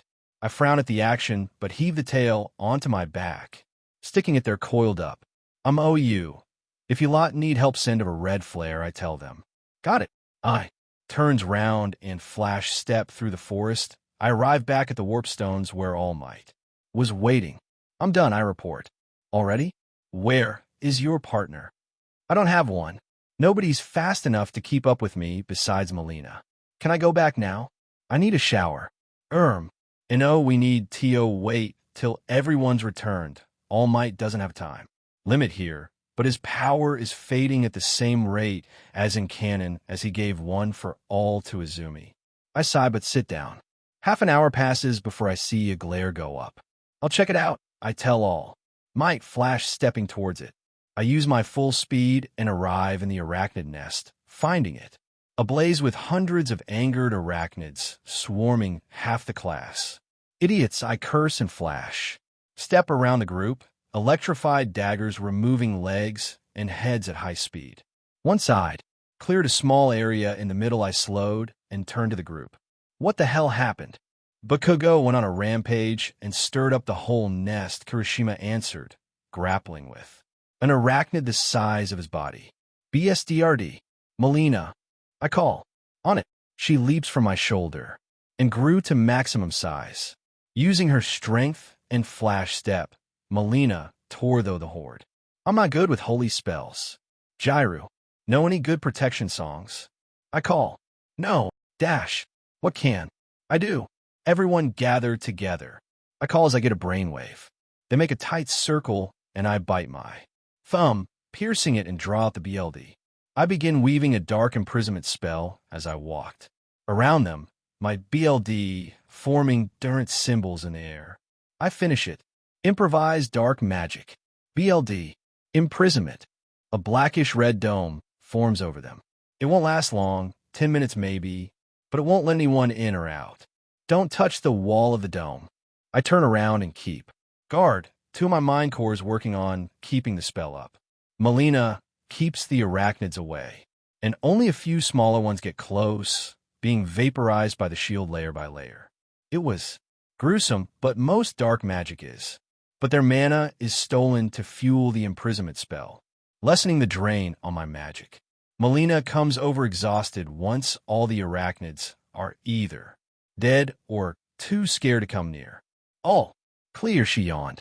I let go of the imprisonment spell, and it runs of its own left over magic, the slipknot slowly getting weaker. It should drop on in a minute or 2 inch, I tell the group. I keep watch for arachnids as I go around collecting. Course, I have to enchant my satchel shortly after I start to have an expanded interior to fit them. All. The improvement spell drops, and they all help in collecting the cores. Collecting eyes was simple since there were hundreds of corpses to take from. Well, we have everything now, so should we inform All Might about Bakugo? Yaoyorozu asks. Sure, Molina was small again, and I flash step back to All Might. So what was it? All Might asked. Bakugo saw fit to go on a murderous rampage and send the arachnids into a BLD frenzy. It's handled, but I had to protect half the class he left behind. I can be courteous even when I hate someone. The group arrived, looking exhausted, and within another half an hour the rest of the class showed up. All Might. Having used my speed to find and inform the rest to return, I ignored Bakugo as it turned out had. Already been on the way back with Izumi. All right then, let's go to the support department and get your spoils documented. We troop after him and head to the north side of the school. We arrive and get divided up between students who have been waiting for us. I put down my naga tail, ghoul hands and head, killer rabbit skins, and arachnid eyes. These all seem in perfect condition, head still functional. Skin's clean, eyes still fresh. What are the cores? The guy I was paired with asked. Slight issue with that. One of my classmates saw fit to stir the arachnid nest into a BLD frenzy, so I have like 150 cores. He stared at me, but led me over to a large container that fed into a set of tracks. Pour them into here. It'll appraise and make a sheet. I'll add to your file. I up in my satchel and a stream of cores the size of my fist up to a soccer ball poured out of it into the container. I shake a few times T, make the last few fall out before closing it, and moving back to the bench with him. He had 2 A4 size paper. He made notes to before folding it and sliding it into an envelope and giving it to Power Loader. All done. You should get an update for your balance in the next few days. Have a good day. The bell rings as if on cue, and I head back to the change rooms, get changed, and return to the dorms for a much-needed shower. I may not smell like guts, but I certainly feel dirty. After a long, hot shower and scrubbing my body clean, I go to the kitchen, grabbing a large cut of raw steak and return to my room, chewing at it slowly. I get to working out. Today was way too eventful, and I need to release a bit of pent-up aggression. The next morning, Aizawa walked into class, and everyone rushed to their seats. All right, so I've been brought up to speed on the incident yesterday. Bakugo sat up, looking smug. You have detention for the next 2 weeks for your little stunt. You pissed OU an entire nest of arachnids. C-rank monsters with speed and stealth specialties. Because of you, half the class was nearly overrun by a horde of bloodthirsty arachnids. I'd do more, but that stupid BSDRD, All Might, overruled me, saying it wasn't your fault arachnids were set OU. Bakugo looked enraged at his punishment, then looked smug again at the fact the #1 adventurer was on his side in the matter. I disagree, so for your detentions, you will be the support department's test dummy. They have a particularly explosive and fanatic student this year. Aizawa turned towards me in the back. Problem child. Good work keeping your classmates safe yesterday. Nizu's seen fit to double the money you get from the cores you collected and raise you to D rank so you can begin to take D rank quests. I nod silently. First years tend only to be allowed to do quests rank D towards the end of the year. F rank quests are F or weak E rank monster hunts. E rank is large numbers of F rank monster clearing, E rank monster hunts, and maybe D rank monster hunts. D is large number F and E rank monster clearing and D rank monster hunts, with maybe C rank monster observations. Watch from afar as C rank monsters are hunted. So on so forth. The week passes slowly. Bakugo was returning to the dorms covered in soot, destroyed clothing, and exploded hair. Normally his hair resembles an explosion, but I mean hair. That's been an explosion. Friday comes, and we have our first familiar class with Midnight. All right, everyone. No doubt you're wondering why you're getting a familiar class. You got a few for caring for your familiars in middle school years ago. True. But here we'll be delving into the bond between the two of you to strengthen the bond, becoming more than two separate beings. Sharing abilities, mana, natural capabilities you realistically shouldn't be able to do, she said. For example, Ashido, your familiar is a slime. An F-rank monster, true, but that's due to their core being so easy to find and destroy. In this class, I'll be helping you learn how to morph your body like a slime would, absorb impacts and lessen injuries, increase your healing factor 360-degree visibility. Now, slimes aren't as weak, they just can't exactly use it to their advantage. Properly, Ashido looked awed as she held her little pink slime in her hands. Has anyone felt like They might be manifesting a few abilities their familiar has shown. She asked. I raised my hand. Surprisingly, so did Tokoyami. Tokoyami, I've felt bad luck in extreme cases and a form of danger nearby when something bad is about to happen, but not what. I sensed the arachnids. Going into a frenzy a few minutes before I saw the flare. Good. You're familiar, the Shadow Crow, is well known for its appearance being an ill omen, showing up whenever danger is close to feed. In whatever carrion appears, Midnight said. Yagi, I wince at the use of my family name. Just Izuku Miss Midnight. I've been showing quite a few arachnid abilities. I stood up and walked to the wall, easily walking up it. Wall crawling, the ability to lighten my body, danger sense, web. Creation, Molina's wide variety of elemental resistances, even her evil I once my. You two do have quite the close bond. With nobody but Molina to talk to for 6 years, it'd make sense. Talk to? Why? Izuku, you do know familiars can't talk to their humans, right? Midnight. Look concerned. Thinking if the familiar has mana sense, then the familiar can transmit their meaning through mana. You lot hear arachnid noises. I hear Japanese. I smirk and return to my seat. Slimes in particular have mana sense. What with the fact they have no ears, eyes, nose, or mouth? Ashido squealed as she hugged her slime. The next week was mostly normal classes, but with a few small practicals. But finally we got a Friday, and odd happened. We were in the cafeteria at the time when the alarms went OU. Everyone went bonkers. They're panicked. Screams were hurting my ears, so I weave a concussion spell and fired into the air. Everyone stops. It's likely a false alarm. Someone look outside to see if they can see the problem. I don't raise my voice, but it carries. Someone indeed did as I said. Hey, it's the press. The tension vanishes, and everyone returned to their seats. I roll my eyes, but take a bite of the steak in front of me, extra rare and still bloody. Lunch passed without further delay, and I found myself in my adventuring outfit in front of bus. I picked a back seat in the corner. The alarm earlier is concerning, Molina says. Yeah, the press shouldn't be able to get past UA's barrier. Even if they had that skill, they'd be ruining air careers for a single interview. So someone's planning an attack. Likely. We'll need to keep our guards up for now on, I murmur.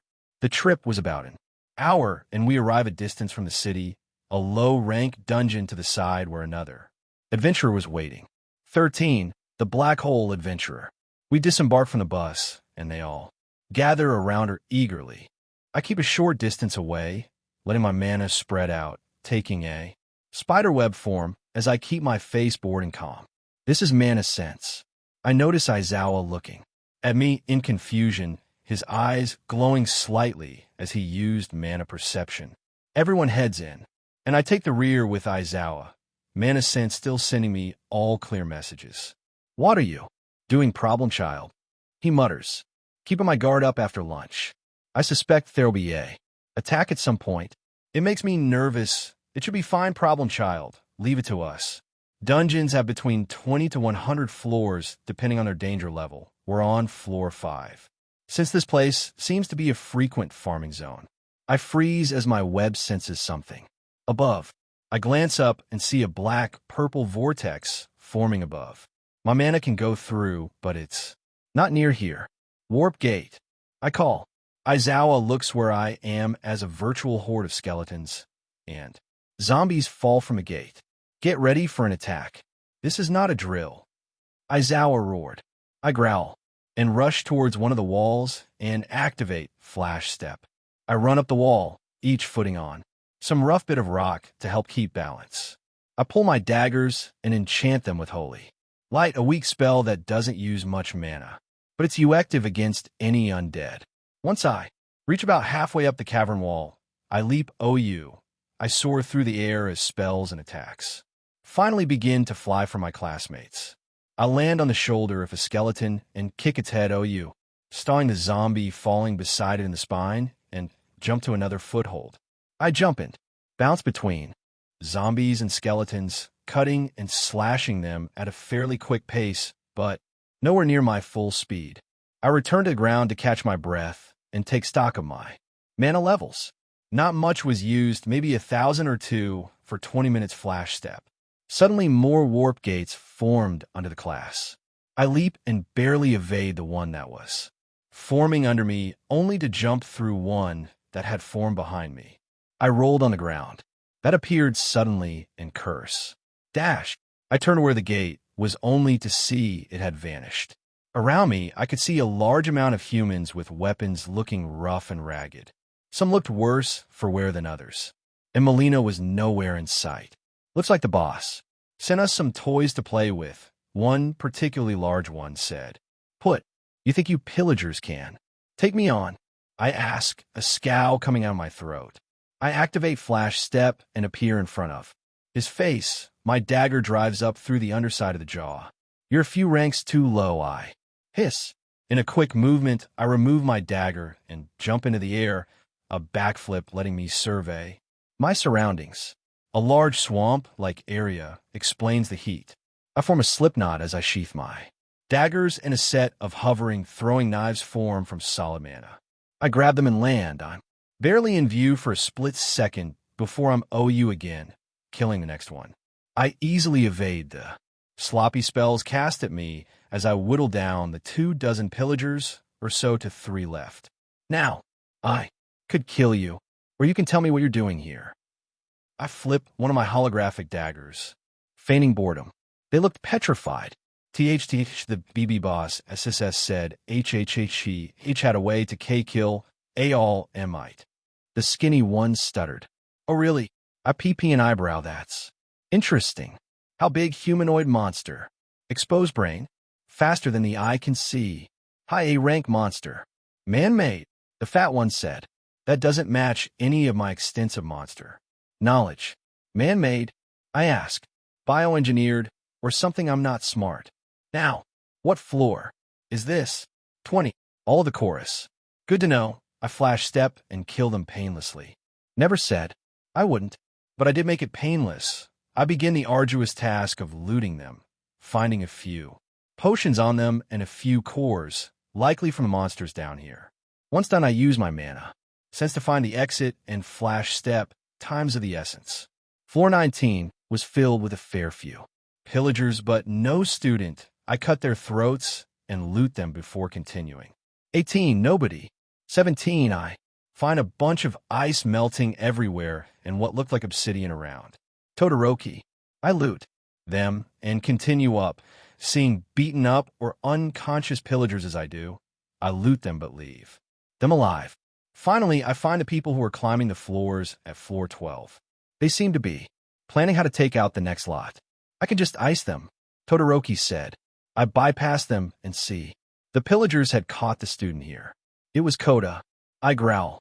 He's a cinnamon roll in a split second to go from kicking and teasing Koda to falling to the ground. Then BLD pulled from there. Bodies. I'd gone full speed and not killed and looted them. I untie Koda and help him up, and at Koda. "We have another 11 floors above us to traverse. Thank you," he murmured. "You guys can stop planning now, you idiots." I call. A few moments pass before the 4 people come out hesitantly. Shoto Todoroki, Momo Yozu, Fumikage Tokoimi, and Mina Ashido were all there and looking at me in confusion. "Where did you come from?" Ashido asked in confusion. "I was on floor 20. I've been traveling in your wake the entire time and tying up the pillagers you left unconscious and looting them." They shoot irritated glares when I admit I was looting. "What?" "They had a bunch of mana potions and cores." "Mana potions?" Yaoyorozu asks. "Yep." I pull some out and toss them to her, and she drinks gratefully. "Think I was running on empty." She gasped, glowing blue as her mana recovery rate was supercharged. "So how'd you do that?" "There's no way we missed you getting past us," Ashido asked. "My speed skill, I can cross a city in under 30 seconds if I push myself. Make surprising enemies rather plain," I answer. "Judging by your number 2 floors, didn't have a student on them?" "Correct. How'd you figure that out?" Todoroki asked. "Nobody was on floor 19. You were in floor 18 based. OU all the ice and obsidian I found. One of us per floor. Based of danger level, Todoroki snorts. I think they misjudged, didn't they? I'm the strongest here, and yet I'm so fast I could kill you and be up tree. Floors before you hit the floor. There's a reason I'm rogue subclass and not assassin. Tokoyami can explain if you need an explanation on the diurents. They turn to him. As an assassin, I revel in the shadows. None can see me. None can detect me. To kill, I would use poison or traps. Izuku as a rogue is an all-rounder speed specialist. He kills in any way he wants and can. Secondary, any class he desires. Technically, he's a tri-classer. Rogue, sorcerer, and whatever he decides to be in the day, paired with rogue and interchangeable at a moment's notice. If there's anyone to fear, it's not the assassin who can kill you whenever they're longing. It's the rogue who can kill you in the least expected way possible. Every way, exactly. That's why I was sent to the bottom of the dungeon. As a rogue with over 10,000 mana, I'm literally the most dangerous person you could meet. After all, how do you kill someone so fast? I flash step behind Todoroki. You can't follow them. I flash step out of there and up to the next floors, killing and looting an A. Flicker. I reach the third floor and find the classmates that had managed to escape their floors. Have been trapped. About 100 pillagers surrounded them, and it was only a mix of Kaminari, Kirishima, and Jairu's unique skills that kept them safe. Kirishima saw me through the crowd, and our eyes meet before I vanish in a flicker. The bodies drop as if their strings were cut. I appear in view and sit down. God, I'm tired. Way too many flicker slashings, I groan. My head was starting to hurt. Going in and out of flash step isn't much magically or even physically, but mentally accelerating my mind back and forth between 1x and 500x multiple times in less than half an hour? That causes strain. I root through my bag and find the BLD red vial of Grab Day. While back, I pop the cork and drain the vial without a GG. Considering how bad health potions taste like sweat gym socks steeped in sewage and left in a swamp for a month with regular re-steeping in the sewage, this gets me a few horrified looks. Blue, always nasty, I spit, tossing the vial to the side as my headache clears. How the hell did you not vomit? Kaminari demanded. Huh? Oh, I had a lot of these before I gained my defensive skill. You get used to the taste. Never stops being nasty, though. I stand, ready to continue. Best way to handle them? Shove the top to the back of your throat and swallow quickly so it doesn't hit your tongue. I run towards the distant staircase and climb up them. Second floor had nobody on it, so I passed to the first. There I saw something that made my BLD run cold. I stare at the purple man-shaped monster. Its mouth was a yellow beak, eyes, dead-looking, undead type, exposed brain, and Aizawa was heavily injured underneath its still form. Nomo, kill, erase her head, a man covered in. Hands ordered. Nomo grabbed Aizawa's head and lifted him. I flash step and cut the back of the neck, grab eraser head, and take him down to floor 3 where everyone had gathered. Barts, heal. I order. Bioengineered monster to kill. Be right back. I flash step back up to the first floor and, as I suspected, found the Nomas standing. Nomo, kill whoever hurt you. Handman screamed. Nomo vanishes, and at roughly 50% my speed, ran towards me with its fist cocked. Back. Hyper-regenerative capabilities. My hand crackles with lightning slowly, and I slam it into the exposed brain. It exploded. I step out of the way, watching it flatten itself against the wall. Behind me. No brain, no skills. No skills, no durability. No. No. That was my all might. Killer, how did you kill it? Handman shrieked in rage. I roll my eyes, but before I could flash step, he vanished in a fog. I close my eyes and expand my mana web and sense Molina to the side. Injured. I rush over. Molina, what happened? I ask as I kneel beside her. She was missing too. Eyes in her legs. Tried evil eye. No emotions to play, OU. No soul to destroy. Took too long. And it caught me OU guard while I was in pain, she hissed. I OU her my arm, and she bit it. I felt her venom deep into my veins in a burning sensation that felt more pleasurable than harmful. As her mate, I'm immune to most of her basic arachnid skills. Venom, Evil Eye, webbing doesn't stick to me unless I allow it. Evil Eye is a basic arachnid skill because 8 skills are contained and there are 8 eyes on arachnid. Duh. Soon I saw her muscle bulge before exploding his legs. Shot out. Her eyes heal, and I sit back, popping a health potion. So is soulless? Makes sense. No sense of life within it. No free will, a living puppet. Emotionless would count with that. As well, I think it over. What a plague. Alex the body. If I ever see one of those things again, I'll give it a shot. She snorted. We got up, and I run down to check on the others. Izuku was looking much better than he was before. How is he? I asked. He should make almost a full recovery. Once of his cheekbones scratched on his eye, and we can't heal that, but we aren't sure if it'll do anything negative, Jairu said as she threw back a mana potion. Good, super. Monster's dead, called a Nomu. Pillager escaped via warp gate. What now? Kaminari asked. Now? Someone has to get back to UA for help in case they come back, Ida stated. All eyes turn to me. Dash. Fine, I roll my eyes. Always gotta be me, yeah? I turn around and inner flash step, going. Full speed for once. I appear in the UA storeroom. Pillagers attack Class 1A, and it's been handled, but we need people to come and help. In case the pillagers come back, I announced to the room. Present Mike stood first alone with Midnight. I grabbed the pair and went back and returned to find Cementas and Snipe waiting and take them. I shuttled the faculty to the dungeon, and once I was done, lean against the bus board. Molina appeared beside me. You weren't worried they'd be back, were you? Nope. The boss guy's nothing more than a temperamental child in an adult's body.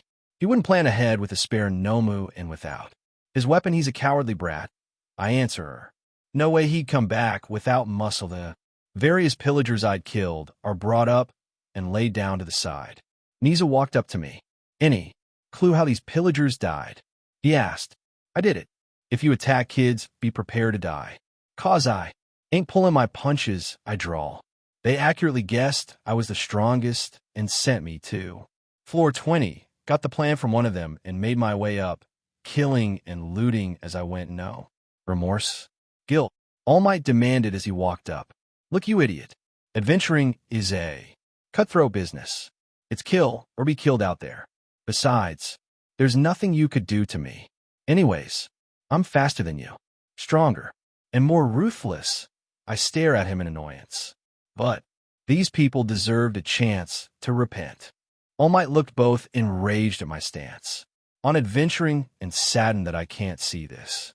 They came here completely willing to kill teenagers and likely a few of the girls. This type of person deserves no less than death. If they wanted to repent, they'd not have been here and instead handed themselves in to give information. I drawl. Better to be called a snitch than to be a child killer. What did you manage to get OU them? Nizu asked, cutting OU All Might's next words. Not much, a few dozen. Cores, low to mid-grade health potions, mid-grade mana potions. No artifacts or enchanted gear. Odd. I figured if they wanted to kill All Might, their men would be geared up all or nothing. Monster to face All Might. Undead to distract the other heroes who came, and pillagers to distract the students once separate. Basic structure, an inefficient one, but useless when overpowered variables like myself are in play. But even as I say this, I stare at the dungeon entrance. That was too easy. And I don't mean because I'm overpowered. The pillagers really should have been harder to beat, or a backup monster at least, but this, it was just the beginning, and it'll only get worse. The next few weeks were filled with intense training. I upped my meditation and grabbing all my mana at once every 6 hours, waking at 2 in the morning to do it. The sports festival came and went. I bombed out at the start since I'll not risk my true power getting out for a large gold coin. And I'm a solo act. I don't do well with others. However, when apprenticeships started, I was called into a meeting. You wanted to see me? I asked, entering the room. All Might Nizu and Izawa were there. Yes, please sit. We need to talk to you about your apprenticeship. I sit confused. I'm sorry. As far as I'm aware, I didn't choose. 1 inch. Yes, and we'll need TO, make some calls TO, get you an apprenticeship all. Mike boomed quietly. No, I'm a rogue, a solo act, and, honestly, way too experienced in fighting to learn SHD from someone I'll be forced to call my MSTR. I say, arrogant sure, but that's just the cover. In actuality, by law, once I have an MSTR, they have legal authority over me while I'm in their care. And if they give me an order I must obey, or risk legal trouble, expulsion, and blacklisting from ever adventuring, no doubt I'll be ordered to tell whatever adventurer I'm assigned to all of my secrets. And I have a lot of those I don't think the world is ready for. Kid, you have to have an apprenticeship or you won't be allowed to progress in class. No training, no practicals, no support course in chanting, manufacturing, or potion brewing. I snort. I don't need an enchanter or manufacturing. And potion brewing can be learned online easily. I chuckle. This is no laughing matter.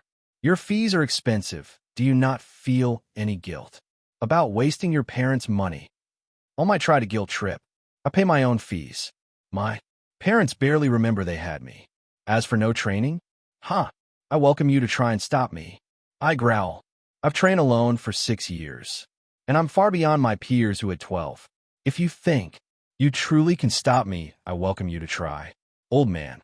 He stood, and his hands cracked the take. Top with the force, he slammed them down. You will not disrespect me, young man. I'll do whatever I want. You can't stop me. I look at him in boredom.